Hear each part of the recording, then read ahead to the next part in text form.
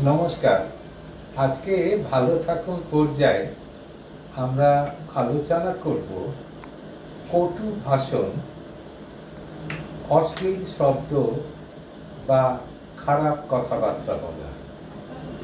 ইদানিং আমরা লক্ষ্য করি প্রায় টিভিতে, মিডিয়াতে নানা রকম যে আলোচনা ইত্যাদি হয়, তাতে রাজনৈতিক নেতার থেকে শুরু করে বিভিন্ন দলের হয়ে যারা বক্তব্য রাখেন, এমনকি যারা ওখানে গেস্ট হিসেবে আসেন, কথাবার্তা বলতে গিয়ে অনেক সময় নানা রকমের কটু কথা, অশ্লীল কথা অথবা অন্যকে অপমান করার জন্যে, অন্যকে ছোট করার জন্যে কিছু কথা বলেন, যেগুলো খুবই দৃষ্টিকটুই শুধু নয়, শ্রবণের দিক দিয়েও খুবই অশোভন বলে মনে হয়।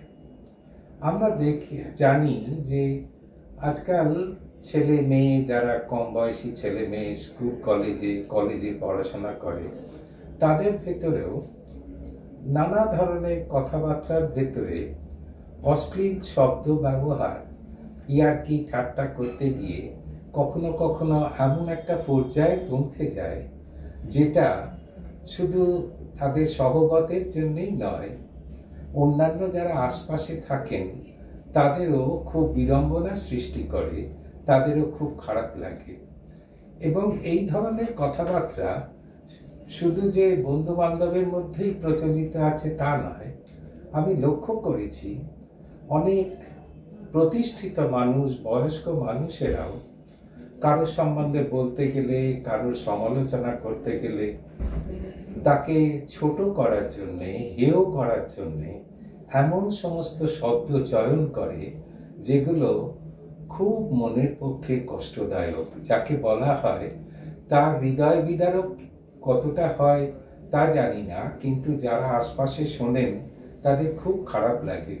এবং সব থেকে বিড়ম্বনার কারণ হয় যখন অনেক অভিভাবক বা বয়স্ক মানুষরা থাকে, তারা যখন টিভিতে বা কোনো জায়গায় আলোচনাতে এই ধরনের শব্দ শুনে, তাদের সাথে যে কম বয়সী ছেলেমেয়েরা থাকে তারাও কিন্তু এগুলো দেখে শেখে। এটা কিন্তু অভিভাবক, বাবা মা প্রত্যেককেই বুঝতে হবে। অনেক সময় বাবা মায়েরাও নিজেদের ভেতরে রাগারাগি করতে গিয়ে বা উত্তেজিত হয়ে এমন কিছু অশ্লীল শব্দ বা অশালীন শব্দ ব্যবহার করে থাকেন, যেটা কিন্তু তাদের ছেলে মেয়েদের ভেতরেও চলে যায় এবং তারাও ক্রমশ এই ধরনের কথাবার্তা বলতে অভ্যস্ত হয়ে পড়ে। সুতরাং শুধু শ্রবণের পক্ষে খারাপ বলেই নয়, আমাদের আচার আচরণের জায়গায়, ভদ্র আচার আচরণের জায়গায় যেগুলো প্রয়োজন, সেখানে এই ধরনের শব্দ ব্যবহার করা, অশ্লীল শব্দ ব্যবহার করা, এগুলোর থেকে আমরা যদি বিরত থাকি, সেটা কিন্তু আমাদের সমাজ জীবনের পক্ষে অনেক উপকার এবং ভালো হবে। এবং ভবিষ্যৎ প্রজন্মকে আমরা কিন্তু অনেকখানি শুধু সুশিক্ষিত করলেই হবে না, তারা যাতে সুভাষিত হয়, তাদের কথাবার্তা, আচার আচরণ যাতে সুন্দর হয়, সেটাও কিন্তু আমাদের দেখা দরকার। নমস্কার।